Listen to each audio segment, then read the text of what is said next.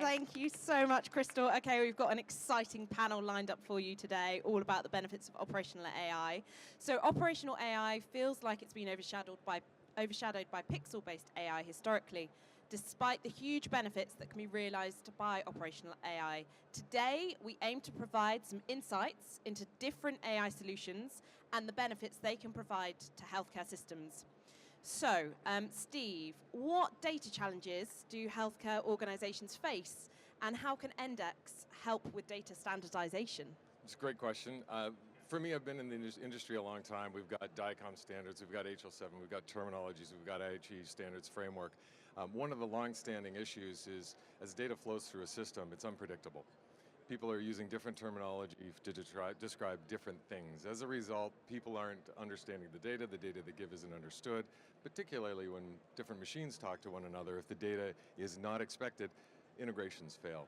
So one of the things that we seek to fix is to take that data, standardize it, and as it flows throughout to the different systems, the data to them in the terminology they would expect. And so now things are flowing as we would expect them. The standards are doing the job that they need to do. But more importantly, hospitals, healthcare stakeholders can then build innovative workflows on top of data that is not shifting. It is predictable. And those innovations that they're trying to create, whether they're operational, financial, or otherwise, are now sustainable, and they can realize the benefits they're seeking to realize over a long period of time. So it's something that's been a problem in the industry a long time. We seek to fix it, and it's groundbreaking, and we just want to make sure that everyone can move on to more exciting things that are being talked about here and work on everything that they like to do. Yeah, get the basics solved, and then the innovation can continue further. Thank you so much, Steve. Okay, Bobby, how can your solution optimize medical imaging hardware use and reduce scan waiting times? Yeah, thank you, Claire. So I'm Bobby McDougall. I'm the co-founder of Quantivly. My co-founder's here with me. Maybe I'll start by telling the origin story of Quantivly very briefly. It'll help frame how our partners are using the solution now. So we started at Boston Children's Hospital, really with the realization that there were many operational questions that people had from many stakeholders: scheduling, utilization, finance, quality, and everybody was trying to solve the access problem by buying a new $4 million machine or $3 million machine. And we always thought that, it was almost like trying to buy a Lamborghini in Manhattan. The problem wasn't getting a faster car, it was the traffic that was the problem. And we think of this, system of a radiology department as having many different stakeholders in workflow, and can we model that and improve it with data? So we framed the problem as really this operational black hole that we wanted to solve. So the first step in doing that was taking all the data that exists in these silos, Steve said, HL7, DICOM, and really cleaning and harmonizing all that data, and not just storing it, but structuring it with an ontology that is purpose-built for radiology operations. So it starts with the concepts of HL7 and DICOM, but really builds upon it to add new concepts that you need to know for operations, like late starts, patient delays, slot utilization, quality metrics. So all these things are not native to these other data formats, but they're important. And so once we build the data layer with this ontology, now we can go further and actually build models on top of the data and simulate what would happen if you increased operating hours, changed a protocol duration, hired technical staff, to really surface what you should be doing to solve your most urgent needs. And yeah, so how our partners use Quantivly now is just like that. So the first step is actually just giving them the ability to shine light on this operational black hole. It's almost like a patient shows up for a checkup, taking the vitals, like what is your utilization? What are your delays? What is your projection for budget for the year? And once you have the vitals, then you can start actually diagnosing and treating the patient, as it were. And so some things that our customers have used is identifying really what is the bottleneck for scanner utilization, like backups. There's the way images are scheduled versus the protocols that are actually performed. There's a total mismatch there. So you can do much better by modeling the system with data and proactively solving the problem to increase access, increase revenue, and increase patient satisfaction. So that's how we bring value to our customers today. Okay. Thank you so much, Bobby, for sharing that and what Quantitatively get up to. Jeff, can you talk a bit about your solution and how it can help with AI performance monitoring, please? Okay, great, thank you. So I'm Jeff, I'm the president of Bialogics Analytics. Bialogics Analytics is a full comprehensive suite of analytics solutions for right across the radiology enterprise. So picking up on the data side of it, I really like to talk to our customers and ask our customers as they go through all of these AI devices, are they data ready? And so now, are you data ready to deploy AI? That is an important thing, because how are you going to monitor your AI? How are you going to evaluate your AI, provide the transparency of the AI device that you've chosen or the software that you've chosen? So we first need to look at how are we going to provide the transparency and the performance, real-time performance monitoring of all these AI algorithms that are out there that allows the customers to be able to monitor their AI, look at it from a number of different perspectives, including the quality assurance, as well as how is it physically, or how is it impacting the radiology department in terms of the productivity of the radiologist, the operational performance. So by looking at the data that's coming in from your AI algorithm in terms of either a DICOM or HL7 message, and comparing that to the output of the findings of the radiologist itself, and taking their structured or unstructured data and turning that into structured data into the database, so that we can then say, we can look at what's the output of the AI algorithm, and let's compare that to the output, the findings of the radiologist. And so from that perspective, we can do the very first way of analyzing the accuracy of your algorithm and looking at concordance and discordance. But then we look and say, okay, let's look at the polarity of the algorithm versus a radiologist report, and we can look at true positives and false positives and so on, which then calculates in real time your sensitivity and specificity, or the ability to that algorithm to accurately diagnose either a positive finding or a negative findings. So then we can take that again by calculating that and looking at the positive predictive value or negative predictive value of each algorithm, and then being able to provide that transparency, because there's bias to the equipment you're using, the tone, the equipment that you're using, the protocols that you're using. Is it a newer CT or a less CT? All of that comes into the accuracy of the rating. So that's so important. And then with that, of course, we want to be able to calculate the actual accuracy rating and the F1 score for each one of your algorithms. So now what we're able to do is then really take the true patients that you're treating with the algorithm, measure that against the designated accuracy sold by the algorithm itself, and be able to say, with my demographic in my hospital with my equipment, this is the accuracy of our AI algorithms. And so that's so important, that provides not only the quality assurance, but the transparency. I use that word a lot, the transparency on how it's affecting the department itself. And so we can do forecasting on the accuracy to say, well, at the current rate, your accuracy is going to be out of tolerance in a year's time or something.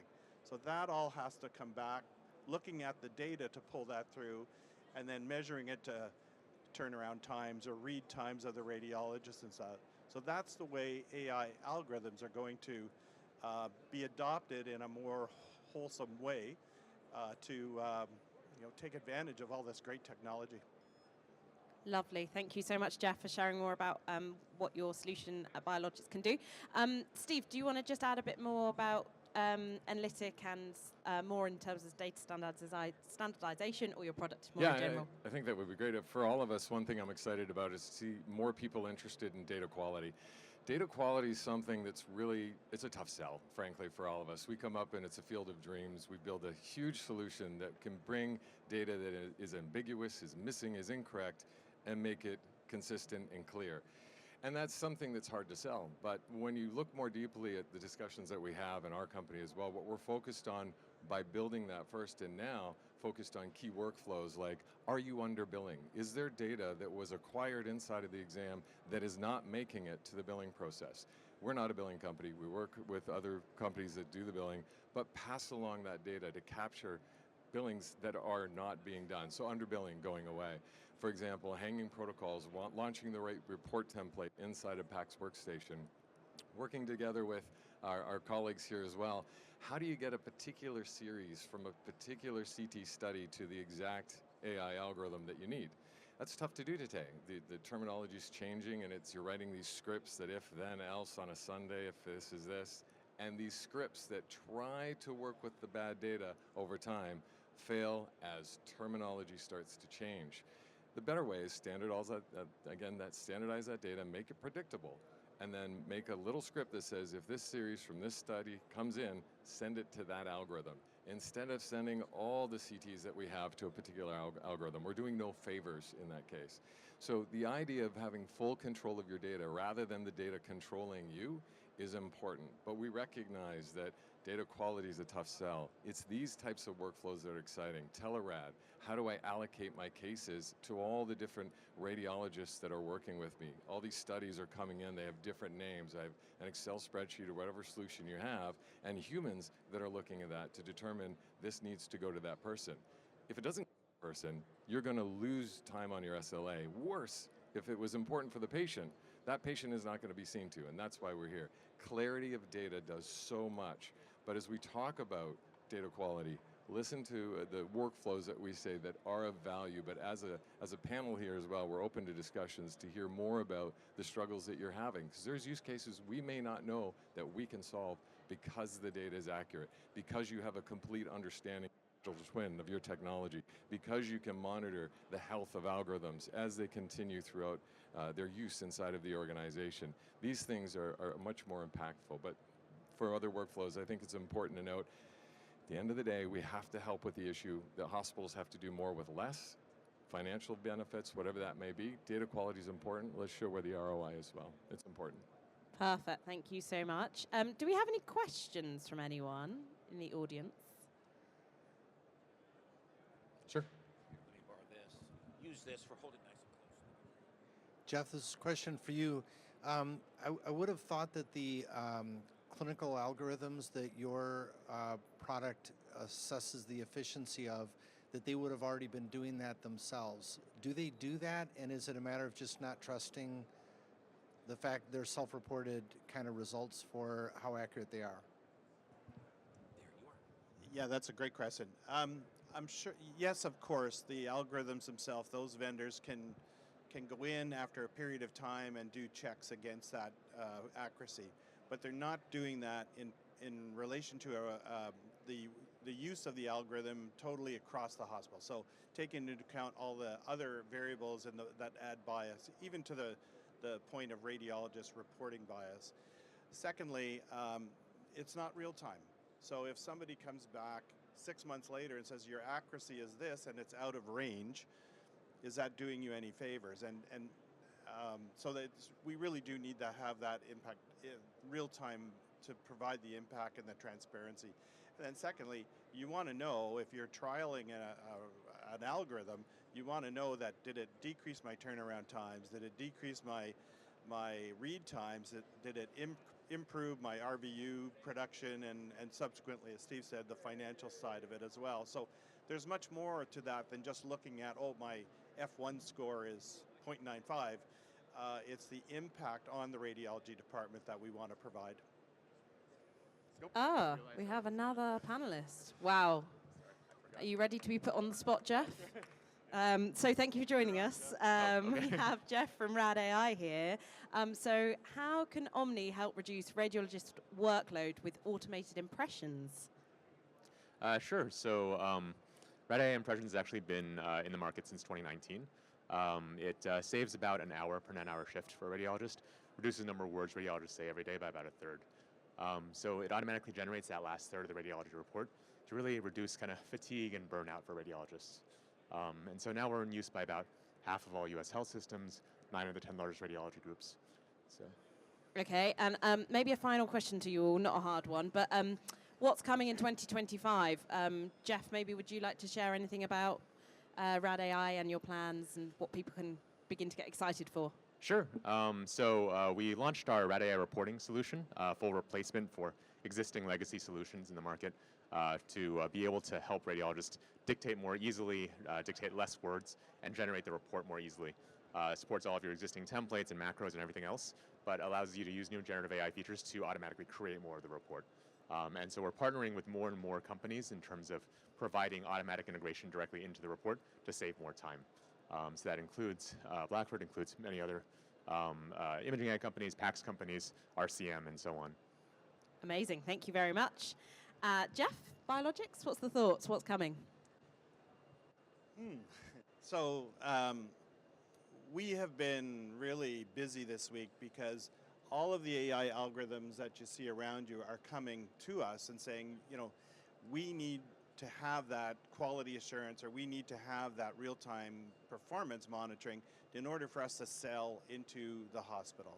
So they're coming to us and say, well, our algorithm actually looks for very specific outputs. Can you design a monitoring, a real-time monitoring program for our output specifically?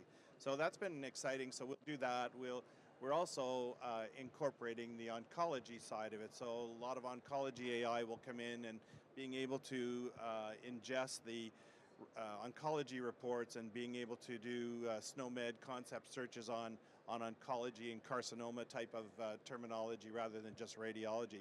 But then being able to blend that together with the radiology reporting is going to be a big focus, I think, going forward. Perfect, thank you. Lots to look forward to there. Okay, Bobby, thoughts? What's going to happen for you and what can everyone expect? Lots coming in 2025.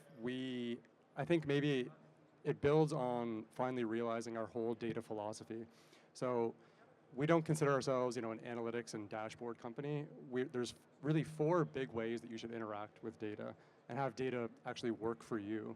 So the first way, really, I talked about, being able to shine a light on this operational black hole and see what's going on. The second is being told from your data every time something happens that you care about. So an alert when a patient is delayed, an alert that there's your utilization, that something should happen even in the future, and telling you to solve that problem ahead of time. The third is really building on our digital twin solution and doing these simulations at scale in silico, many simulations in kind of virtual days specific to the hospital's implementation, and solving problems way ahead of time so they can really the ship runs smoothly when the time comes. And then the fourth is, obviously we know of ChatGPT, Anthropic, we use it every day now. You should have that for your data, and you shouldn't answer every question with a dashboard. You just type in or even say a question and retrieve the data in seconds, from your data itself. So tell me, what my volume predictions are for next week. Tell me what my worst delays were for last week. Tell me how many MR brain stroke protocol images are repeated. Any question you want, ask it in English, get the answer, and do something with it, and don't make a big heavy dashboard. So we want to provide flexibility to interact with data any way you want to answer the question the best way. I love that. So yeah, great examples of how data can work for you there. Thank you so much. And Steve, Enlitic for 2025, what's to come? Absolutely. We remain singularly focused on being a company that is going to take data that is inconsistent and not clear and make it clear. Expanding the cross imaging is critical for all of our customers, and what they're telling us is guiding us towards the other disciplines, clinical disciplines that we need to get to. And that's been our focus. And then activating that data in all the workflows that they're asking us for, but not only alone. Of course, there's partners that you'll see come into vision for us, and you'll see some of the announcements that have already come out, but we'll sign further partners so that they can activate on that data as well, so that again, that these workflows that they need to have happen, operational, clinical, financial, are doing so sustainably and predictably. Thank you so much. I love the collaboration amongst all your other partners as well. I think that's of course. Awesome. Well, no, not just us, but everyone who we're working. Thank you. So that's what we've got time for today. Thank you so much for coming, and thank you to our panelists for sharing lots on how you're supporting and enabling operational AI to really get the most value from a clinical perspective. So thank you, guys. Have a great rest of your RSNA.